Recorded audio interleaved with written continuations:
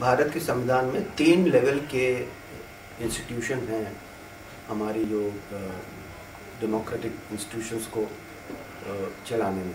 एक तो है पंचायत लेवल पे और म्यूनसिपल लेवल पे, दूसरा है स्टेट लेवल पे और तीसरा है पार्लियामेंट्री लेवल पे। और जैसे भी इलेक्शन आते हैं तो बहुत ही लंबी चौड़ी मशीनरी तैयार की जाती है इलेक्शन करवाने में, चाहे चीफ इलेक्टरल ऑफिसर हो स्टेट का, इलेक्शन कमिश्नर हो या स्टेट के इलेक्शन कमिश्नर हो। अब जैसे दिल्ली में ही एक म्यूनसिपल कॉरपोरेशन का इलेक्शन कराने में 75 से 80 हज़ार लोगों का इन्वॉल्वमेंट होगा, तभी इलेक्शन संभव होगा। और इतना सब इंतज़ाम करने के बाद अगर वोटिंग परसेंटेज बहुत कम होता है तो सबको बहुत ही आश्चर्य होता है और दुख होता है कि अपनी डेमोक्रेसी को हम लोग कायम बनाने के लिए ये चाहते हैं कि 60% से ज़्यादा तो कम से कम वोटिंग होनी चाहिए। सिटीज़न को भी अपने आप ये सवाल उठाने की ज़रूरत है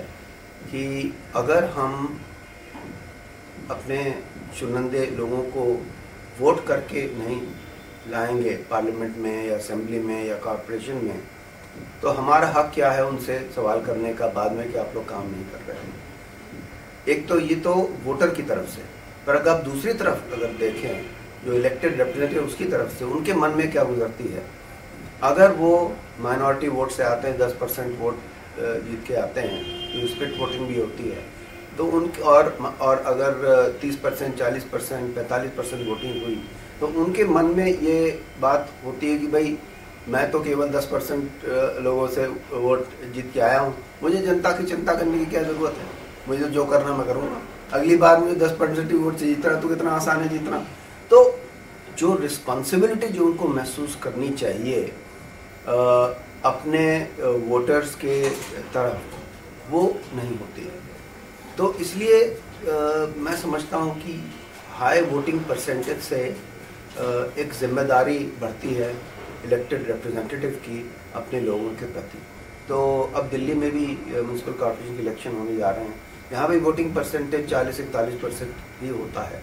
और हम लोग का ये प्रयास रहेगा कि इस बार भी हम 55 या 60 तक का इसकी वोटिंग करें, क्योंकि 3 कॉर्पोरेशन आ रही हैं। जैसे लोकल बॉडी, खासकर मैं ये इसलिए एम्फसाइज कर रहा हूँ कि लोकल बॉडी का रिश्ता सिटीजन के साथ क्रेडल टू क्रेमेटोरियम तक का होता है, क्योंकि जब बच्चा पैदा होता है तो बर्थ सर्टिफिकेट की जरूरत है, वो भी लोकल बॉडी देती है।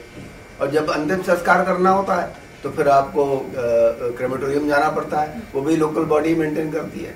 तो इतनी घनिष्ठ रिश्तेदारी है और रिलेशनशिप है आम जनता की लोकल बॉडी के साथ कि लोगों का ये कहना कि भाई हम तो केवल पार्लियामेंट में वोट करेंगे या हम असेंबली में ही वोट करेंगे, लोकल बॉडी से हमारा क्या लेना देना, ये मैं समझता हूँ गलत बात है। पूरे भारत में इतनी सारी पंचायतें, इतनी सारी लोकल बॉडीज हैं, और नीचे से अगर हमारी नींव अगर तगड़ी होगी और अच्छी होगी, मैं समझता हूँ ऊपर भी हमारे जो इंस्टीट्यूशन होंगे वो और स्ट्रॉन्ग बनेंगे।